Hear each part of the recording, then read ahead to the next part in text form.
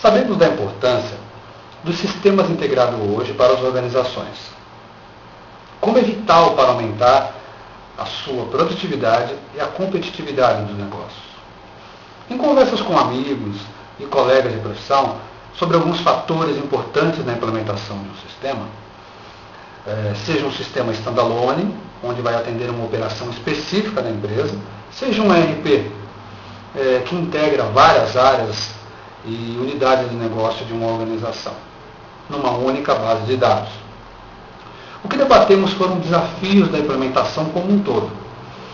Uma pergunta pertinente foi feita e algumas respostas simples, mas importantes, vieram à tona. Quanto tempo demora para o software ou sistema estar redondinho e os seus usuários não reclamarem tanto com relação a travamentos, funcionalidades pouco usuais, performance, etc. Eu coloquei o meu ponto de vista pela experiência vivida, não como implementador de sistemas, mas como um cliente, onde eu participei de processos de escolha de um sistema de gestão, um ERP, e aprendemos demais com essas experiências. Aprendemos coisas positivas e negativas, mas com as negativas, pois o que dói a gente não esquece, não é verdade? Não tem a frase, quem bate esquece e quem apanha não? Pois é. Diante dessa pergunta, em quanto tempo o sistema fica redondinho? Isto é relativo, pois depende de cada sistema, de recursos físicos, tecnológicos, humanos e, claro, financeiro que a empresa dispõe. Mas eu, particularmente, eu acredito que 2 anos de utilização sejam necessários para o sistema atingir a sua maturidade dentro da organização.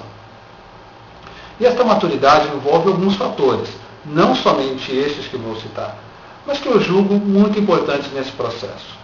Eu vou procurar utilizar uma linguagem clara, simples e didática, para quem quiser ter algumas dicas, mas não está acostumado com os jargões e as siglas de tecnologia da informação, ou seja, o chamado techniquez.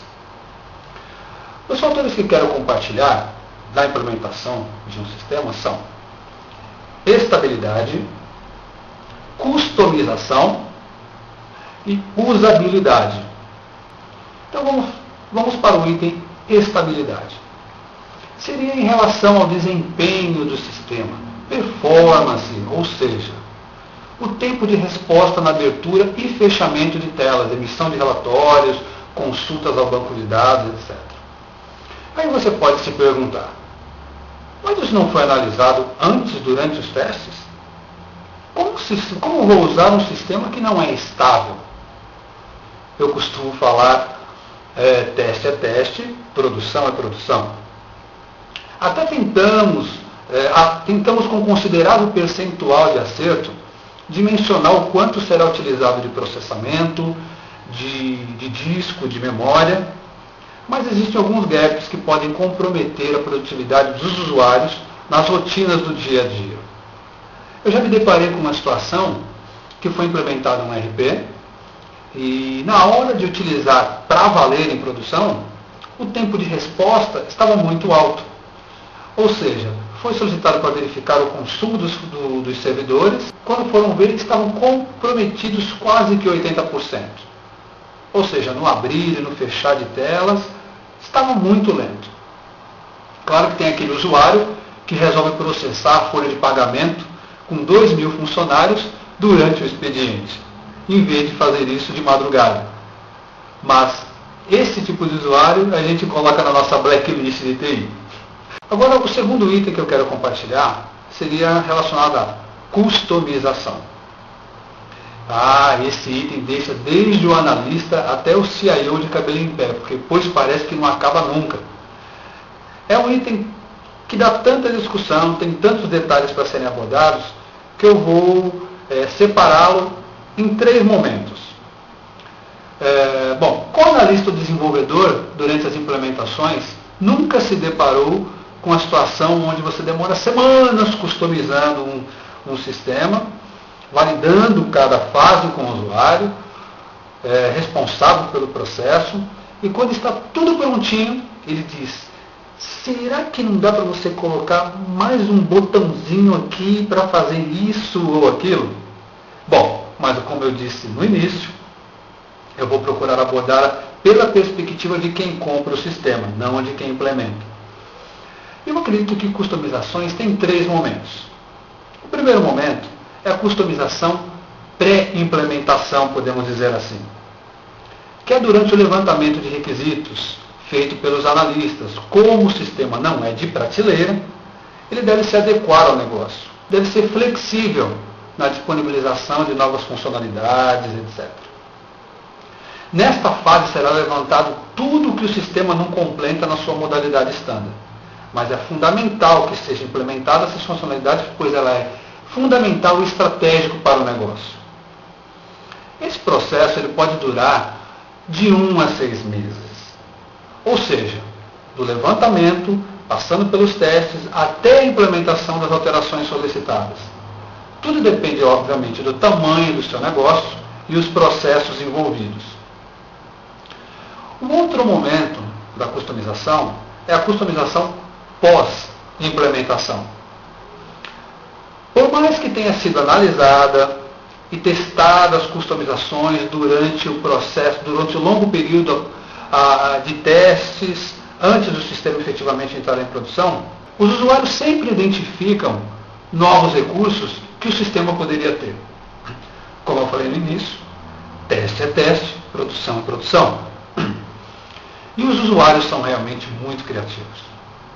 Nesse período, os usuários já começam a se acostumar com as telas e tornam-se mais ágeis na sua utilização. Portanto, novas funcionalidades começam a ser identificadas para um melhor desempenho das suas atividades. Este é um processo mais gradual, onde as solicitações de uma nova funcionalidade ou alteração de uma já existente são menos frequentes. Vale lembrar que, neste momento, muitas customizações são passíveis de cobrança de horas de desenvolvimento. Portanto, tome muito cuidado com o que pede, pois às vezes a customização pode não agregar tanto ao negócio quanto se vai pagar por ela. Um outro momento, e o último que eu gostaria de falar sobre customização, seria a customização, digamos assim, trivial. Essa é a fase onde as alterações são menos frequentes, acontecem com um espaçamento muito maior entre um e outro. Mas por que elas acontecem? Porque o negócio muda, as estratégias mudam, o mercado está em constante mutação. E o sistema precisa se adaptar à nova estratégia traçada. E para isso alguns processos, às vezes, poderão ser redesenhados. Vamos falar sobre o terceiro e último tópico, que é usabilidade. Este item em relação à customização está totalmente ligado, mas eu vou abordá-lo separadamente. Este é o item que tem mais importância para os usuários, pois corresponde à maneira como eles irão utilizar na prática o sistema. Eu estou falando da carinha do sistema, da estética global dele, ou seja, a disposição dos campos, a cor, a luzinha piscando para ele, dando um alerta, mas existe uma preocupação muito grande das software houses dos seus sistemas serem amigáveis. Por trás são extremamente complexos, mas a interface com o usuário, elas devem ser o mais simples possível. Você vai se deparar com algumas resistências em relação a mudanças.